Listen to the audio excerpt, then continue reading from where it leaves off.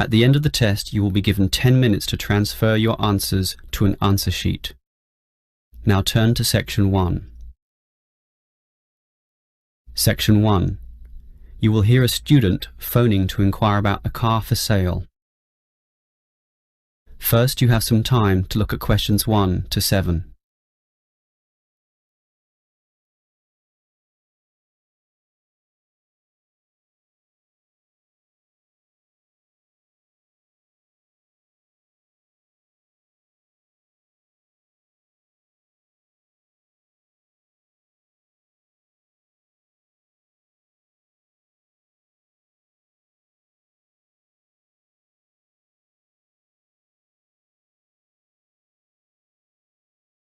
You will see that there is an example that has been done for you. On this occasion only, the conversation relating to this will be played first. Hello, can I speak to... the advert doesn't give a name. Well, the name is Bob, and I guess this call is about the car I'm selling, right? Yes, my name's Francis, and I'm definitely interested. The car owner's name is Bob, so Bob has been written in the space. Now we shall begin. You should answer the questions as you listen, because you will not hear the recording a second time. Listen carefully and answer questions 1 to 7. Hello, can I speak to... the advert doesn't give a name. Well, the name is Bob, and I guess this call is about the car I'm selling, right?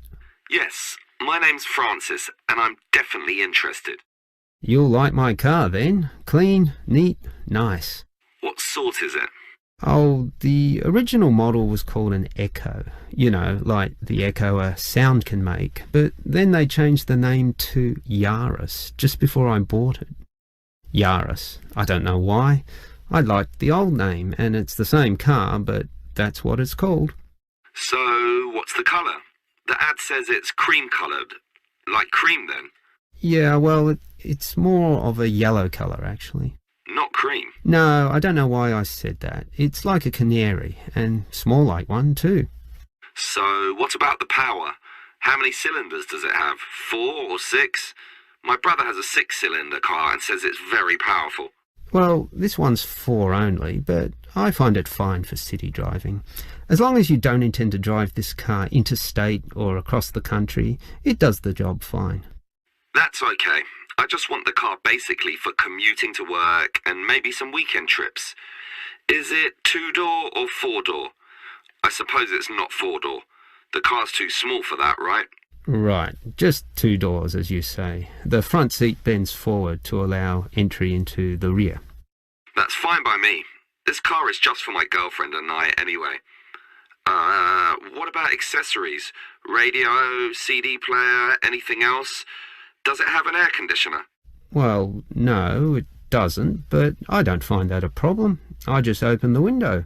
I mean, if you really want, you can pay to have an AC installed. Basically, the only additional feature this car has is a radio, but it's still a great deal. That depends on the price. You say you want $12,800, right? Yep, about that. Well, obviously you expect the price to be reduced to an even figure, right? Well, I don't know. $12,000. 12,500, maybe. If you can lower it a bit, I'll come and have a look, okay? Okay. Let's say $12,400, but I won't lower it any more than that. Certainly not to $12,000. Well, if I can get that better price, I may come over this afternoon. But what year is this car? How old is it? My brother's got a 12-year-old car and it's showing problems. Well, my car was brand new only 3 years ago, but it still looks like it's only been 1 year on the road. Okay, that sounds good. Before you hear the rest of the conversation, you have some time to look at questions 8 to 10.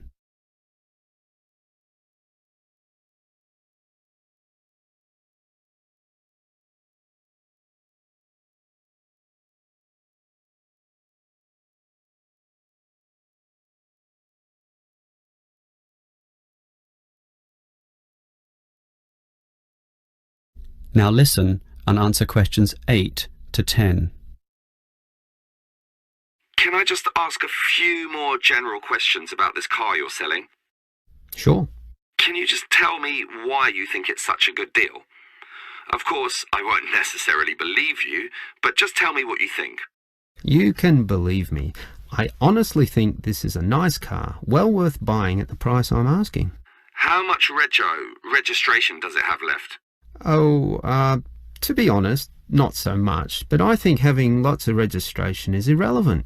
It's the car you're paying for, the quality and advantages of the engine itself. Well, what about that then? Okay, many people like to accelerate down the freeways, right? There are a lot of speed demons out there who think quickness is all that matters, but basically, people are mostly trapped in city traffic. So one of the things I like is that because this car is small, you can put it anywhere. Say you're in the city wanting to duck into a shop. Well, you can fit this car in any little space while you go shopping or do other things, and that saves you a lot of time. Yeah, but it's not that powerful, right? Oh, sure, the feel of a smoothly purring 6-cylinder engine attracts many people, but I compare my car to those small football players with the tight turning circles, those who can run rings around the larger players.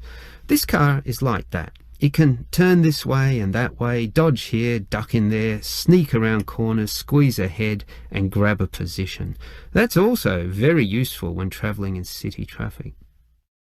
Okay, I'll think about it. Sure, think about it, but all these advantages are sound and appeal to other buyers as well.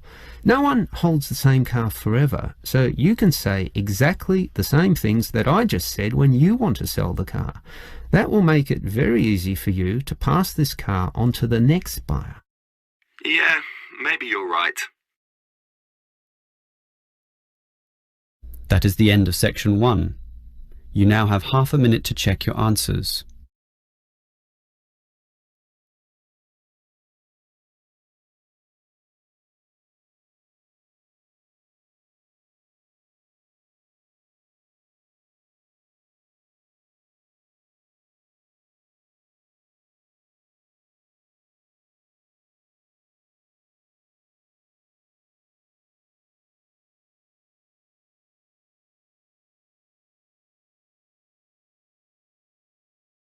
Now turn to section 2.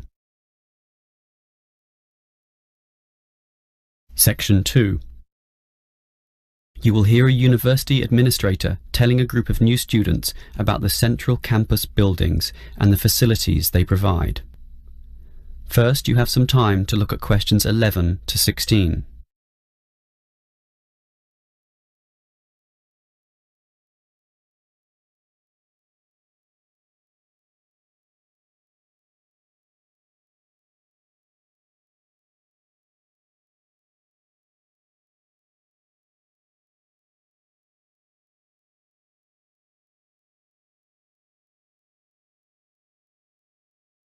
Now listen carefully and answer questions 11 to 16. Welcome everyone to the Brandon Complex, the geographical and we could say spiritual heart of this university. This is basically where everyone eats too, as you can see by looking around. There are many different cuisines here, Chinese, Indian and Middle Eastern, plus the usual fare of a local type, all in that corner over there. We have many shops here too, but the biggest is Wilson's right there, providing clothing and hardware. That's next to all the restaurants. Now, on the opposite side of Wilson's we have 3 shops. The one in the corner there, closest to the restaurants, is for DVDs. Yes, the DVDs are cheap and affordable, and you can also rent DVD players as well. Moving on. In the corner directly opposite Wilson's is the Student Union office. Incidentally, you are all encouraged to join the Student Union, as a Student Union card gives you many benefits, including discounts on basically everything you can buy here at the Brandon Complex. Outside this complex, on the other side of the road, you can just see it from here in fact, is a building that we call by the rather unusual name, the H building. Next to this, on the other side of some trees along the main road, is the Engineering Institute, but that doesn't have anything to do with the Brandon complex. One last thing is that just outside this door, near us here, you can see a grassy oval patch. Well, that's the playing field for what we simply call the fitness room, which is alongside. So you can put on some calories here at the restaurants and then burn them off at the fitness room afterwards. Oh, I forgot to mention this shop right here, in the middle, beside the Student Union. It's the bookshop. And as you can see, it's always busy, always popular. You can buy newspapers, magazines and stationery there, plus a few clothing items as well, just as you can at Wilson's. Why don't you go and take a look right now? Before you hear the rest of the talk, you have some time to look at questions 17 to 20.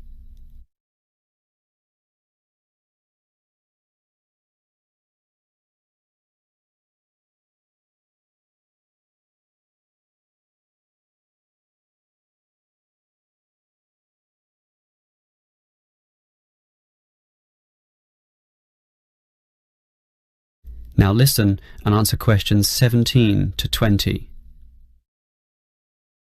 Now, I'd like to tell you a bit more about one of the buildings here, namely the H building. Despite its bland name, you might be interested in what goes on there. It is our main recreational centre, with halls, offices and space available for a variety of activities, mostly for those who want to get fit. For example, if you're interested in yoga, you're in luck, since 4 days a week there are free yoga classes. They have several levels, so if you're a beginner, you'd have to start with that. You can check the schedules on the wall there. Yoga used to be at night, but now it's in the mornings, but not on Wednesdays. Along those same lines, there's aerobic dancing in the afternoon. This shares the same room as the badminton games, which are on Mondays, Wednesdays and Fridays. The aerobics are on the alternate days, Tuesdays and Thursdays, and it's not restricted at all. Everyone is welcome to join, although the instructor may divide you up, of course, according to ability. And, just to show how diverse the H building is, there's even some spiritual solace available there inside the multi-denominational prayer centre, with individual booths and a variety of holy scriptures and texts available to read from all the major religions of the world. That's open all day over the weekend, but not at night time when the rooms are for private booking. Finally, for those of you of a cerebral nature, the University Chess Club operates at night. That's open from 8 p.m.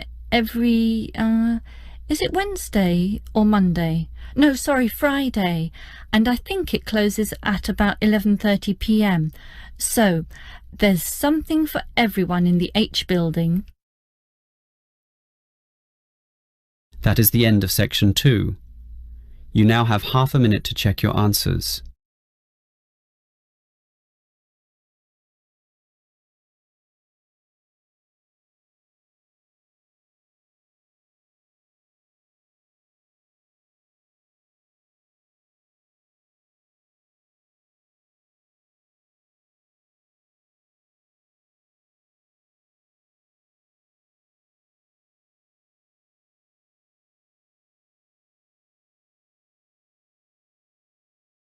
Now turn to section 3. Section 3. You will hear two students, Dylan and Emily, discussing a presentation which they will have to make. First, you have some time to look at questions 21 to 24.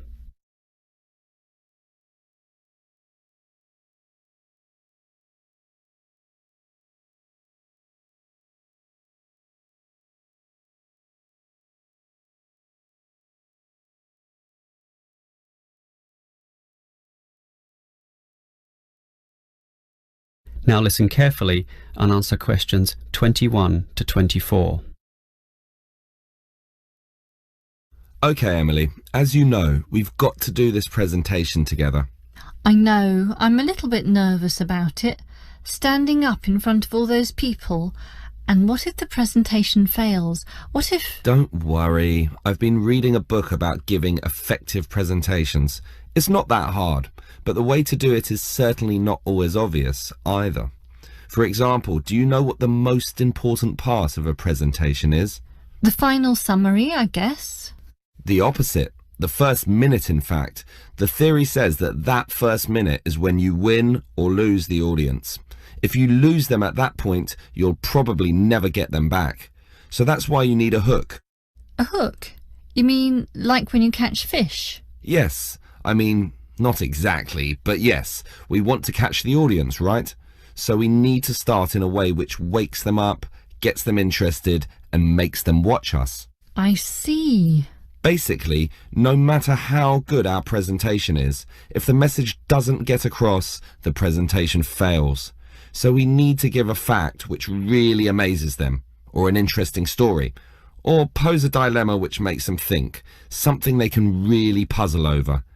It's better if this is related to the subject, of course, something to do with management in our case. So that's the hook? That's right. From then on, we'll just follow the basic advice. Like what? Like, talk to your audience, you know, as equals. Don't talk down to them, or up to them. They're just the same as us, right? You're right, you know. Some of the best presentations I've ever seen sounded just like conversations. Exactly. And what else made them good? Well, the speakers sort of involved me in the topic and issues under discussion by asking questions, by referring to me, you know, by saying you, and, well, basically they were interesting. And they're exactly the tips we'll follow too. It should be fine. Before you hear the rest of the conversation, you have some time to look at questions 25 to 30.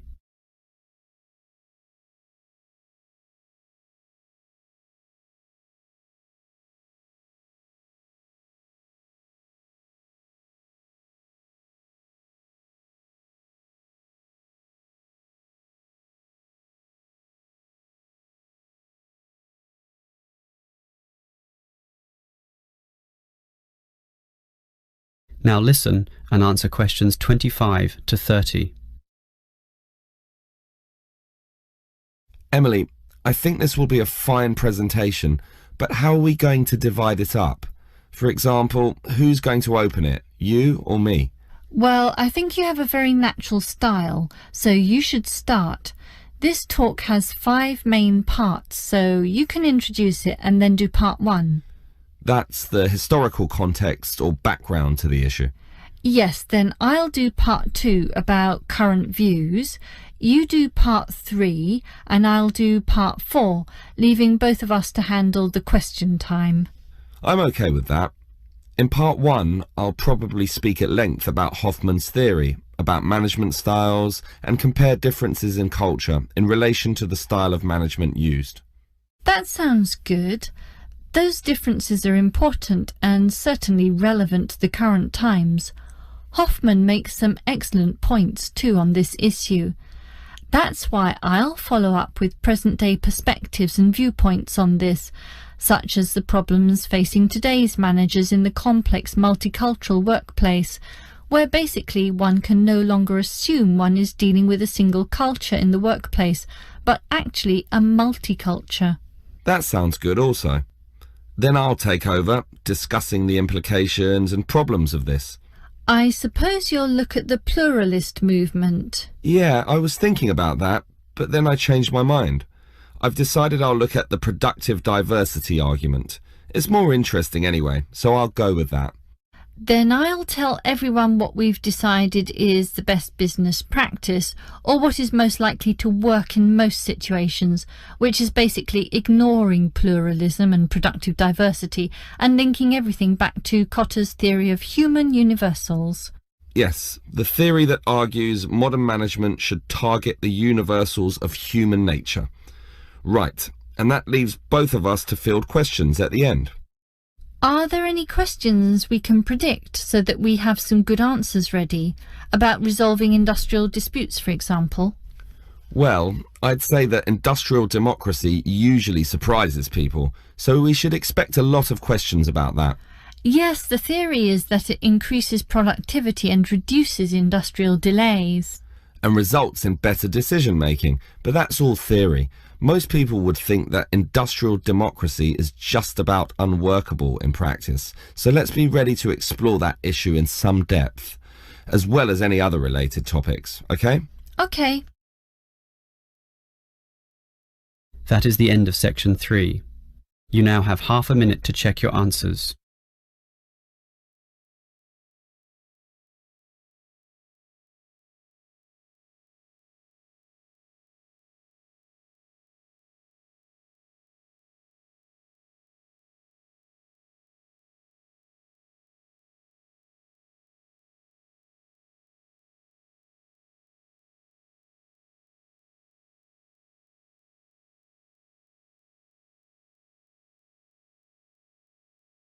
Now turn to section 4. Section 4. You will hear a lecturer discussing the possibility of creating nuclear fusion. First, you have some time to look at questions 31 to 35.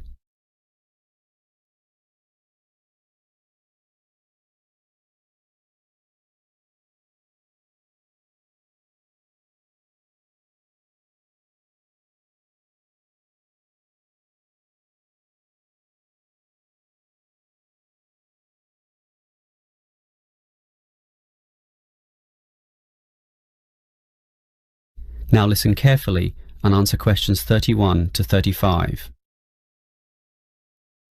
We look at the sun, a huge ball streaming out essentially limitless energy into space, and we think about how we need that energy here on Earth.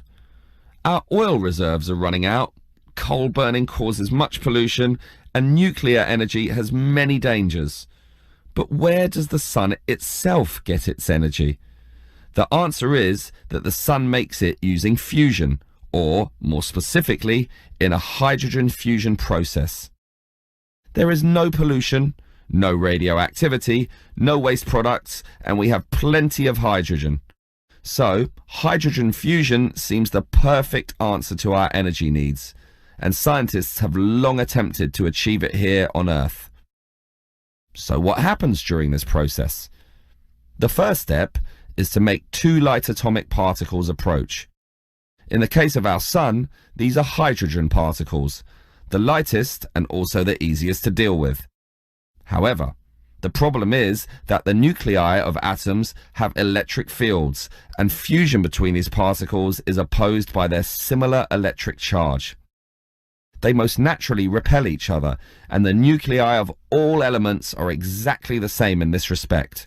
Thus, in order to overcome this repulsion and force them together, in the second step, the particles are heated. The trouble is, you need a lot of heat, incredible temperatures of the sort only seen on the surface of the sun. This is many millions of degrees, far higher than the melting point of any known material. Still, the concept is simple. The hot, wildly moving particles, which are now called plasma, will crash into each other, resulting in the third step, the fusion into helium, which releases energy and begins a self-sustained process.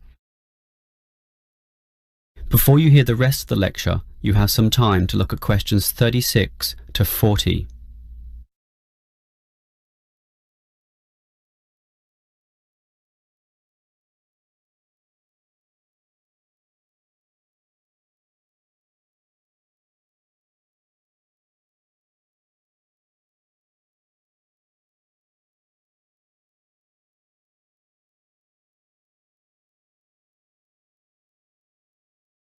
Now listen and answer questions 36 to 40. So, we know how fusion works. Thus, the big question is, can we create it here on Earth?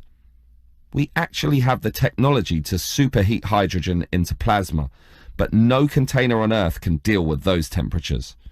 Thus, we need to confine this superheated material so that it doesn't touch anything. For that, we need a special reactor, and most research has focused on an apparatus known as a tokamak system.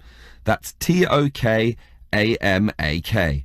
an acronym from some Russian words meaning toroidal chamber with magnetic field. It's an apt name, since a very powerful magnetic field is used to confine and suspend the superhot plasma in the air so that it doesn't touch anything. This is possible only because this plasma has an electric charge, which interacts with the magnetic field. Of course, the walls of the fusion vessel will still get hot, very hot, and to avoid being melted, they must be cooled with a cryogenic system to intensely low temperatures. But now we are faced with the second problem. If we are to draw power from this system, the reaction must be continuous and controllable. However, when fusion begins, the plasma becomes unstable, and at these temperatures, that is a very serious situation. If we lose control, a disaster could result. Despite the obstacles, in 2010, a European device managed some success, but needed far more power to generate the fusion reaction than that produced from the fusion itself. Obviously then, it was not useful as a power source. More to the point, this system could only sustain a fusion reaction for a fraction of a second, yet, to self-sustain, the fusion needs to run for at least 10 seconds. And the future looks bleak. Unfortunately, most scientists predict that many decades will have to pass before fusion power can become a practical reality. That is the end of section 4. You now have half a minute to check your answers.